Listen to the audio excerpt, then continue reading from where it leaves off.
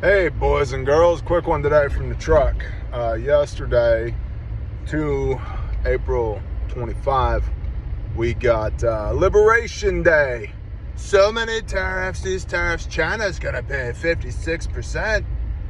Beautiful, big beautiful word. All right, reciprocal tariffs. We now have, we being the United States, now has reciprocal tariffs on a whole bunch of countries around the world. And yes, many of those countries were charging tariffs on us to import our goods there. And in many, many cases, the reciprocal tariffs that the Trump administration imposed on these other countries was half of what they were charging us, are charging us. Now, our greatest ally, trying to say that without, with a straight face, without laughing, has dropped all of their tariffs. And Trump has said that Canada and Mexico are not going to be subject to these tariffs or whatever. They're playing ball. Okay, that's great. We see you, Kanadistan, the 51st state. We're coming for you. But I digress. Here's the thing with tariffs, okay?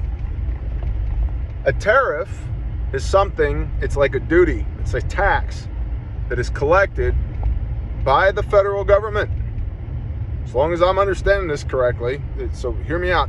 The mechanism here is this is collected by the federal government. So manufacturers, importers are going to, in the case of China, they're up to 54%, 56% tariffs. It's over 50%. Over half. Giant tariff. Okay. So who's going to pay that? Well, the manufacturer, the importer, isn't going to absorb those costs. They can at 50% unless they have absurd margins. They're not going to absorb those costs, so they're going to get passed on to you and me when we go and buy stuff. Insert thing here. Whether that's beef at the grocery store. I know we should eat American beef. I'm all for it. You should eat beef that comes out of your backyard, but I digress. Whether that's beef or trucks or work boots or Nalgene bottles or Zyn. I don't know where Zyn comes from, but let's just say Zyn. Okay, all the things you touch throughout your daily life, all the consumables, the price on all those things is going to go up. So my question is, to offset that increase in cost, is the Trump administration going to give a disbursement of those tariffs through the American Sovereign Wealth Fund to you and I to offset these ridiculous price increases? Or, dun dun dun, are we freaking abolishing the IRS already and the ATF and the NFA while we're at it? Are we going to make the IRS go away? I think the answer to that should be yes. Is the IRS even constitutional? Man, that's been a century-long debate, century-plus debate. See, if you're going to put my money back in my pocket so that I can pay for the price increase relative or related to these tariffs, then yeah, I can kind of get on board with this. You let me keep 100% of my money, or hell, even 90%, 10% is biblical. You let me keep 90% of my money. We can have a conversation. Oh no, work boots used to be $200 and now they're $300. Okay. Which buy real boots, by the way. I like Wesco's, I like Chippewa boots. I've got Merrells on my feet right now, but that's a whole different conversation. If you let me, by the way, look at the phraseology that's been beaten into our head. They're going to let me keep 90% of my money. Taxation isn't theft, it's extortion. Because if you don't pay your taxes, men with guns will show up and put you in an automobile that will take you to a concrete box, and you'll stay there for a period of time in indentured servitude, paying your debt to society instead of funding, satanic pedophiles in the government. But I digress. You let me retain 90% of my income, I'm willing to have a conversation about price increases on the things that we consume every day. Food, energy, cost of doing business, trucks and boots and diesel fuel and chainsaw chains and skid steers and and while we're at it, can we please get rid of the diesel exhaust fluid cat piss? That would be phenomenal. I hear the EPA is basically being gutted. That'd be wonderful. There's so much stuff going on nowadays, I can't keep track. genuinely cannot keep track. And it's kind of my job to keep track, and that I got to give it to number 47. He's moving quickly, although not on certain things. Still don't have that list. You know that list, the one that Attorney General Pam Bondi had on her desk. And when I said Bondi should resign a month ago, everybody got pissed off. Give it time. Okay. Has she had enough time? Are we all now collectively over it? Because I was over it a month ago. Screw this lady. She sucks. That's okay. Cash and Dan are going to handle it. Are they? We shall see. I don't think their handlers will let them handle it. So now, Liberation Day. We've got tariffs, global tariffs, so many tariffs. A big, beautiful word. Everybody's got to pay them.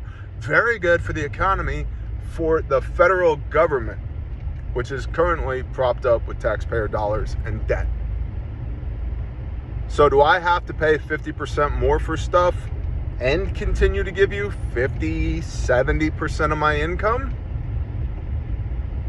Or are we going to do away with that? Because if we're not deleting the IRS, I don't see how these tariffs are going to be successful from an economic standpoint, because already 2025, the money sucks. The value of the US dollar is absolute horseshit. Gold's making a rally. Crypto, it depends on the day. Stock market, not looking so great. Silver, still completely undervalued. Hoping for a correction there. Heavily leveraged in silver. We'll see what happens. But the economy sucks. The value of the US dollar sucks. We're in, they call it a Trump slump. We had one of these during 45, and now that we're on 47, we're having another Trump slump. Granted, he inherited a terrible economy from Joe Biden and Kamala Harris, aka their handlers, the auto pen, right? Because we both know that Grandpa Joe and the moron weren't actually doing anything in government. Probably Obama with a headset in the basement somewhere, but I digress. Trump inherited a terrible economy. Cool. The economy that he inherited is the economic output of you and I. The terrible economy he inherited is our economy. It's us, fool. Me. So I'm willing to talk about taxing, tariffing all these other countries at varying rates from 10 to 50% or whatever Orange Man thinks is a good idea today. If I can keep most, if not all, of my own money.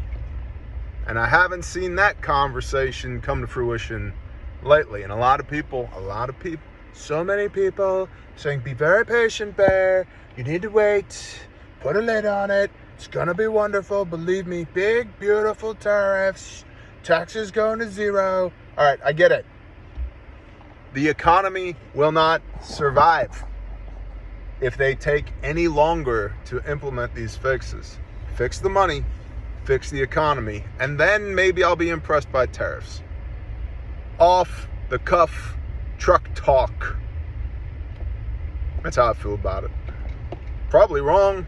So wrong. This guy's so wrong. I know. I'll get 1,000 YouTube comments tell me how wrong I am. That's fine. That's how I feel about it. As a small business owner, operator, father of 4, agriculturalist living in the middle of nowhere, Oklahoma, operating 2 501c nonprofits that never received a dime from the government, rescuing kids and punching tornadoes in the face. Been self-employed since I was 17 years old.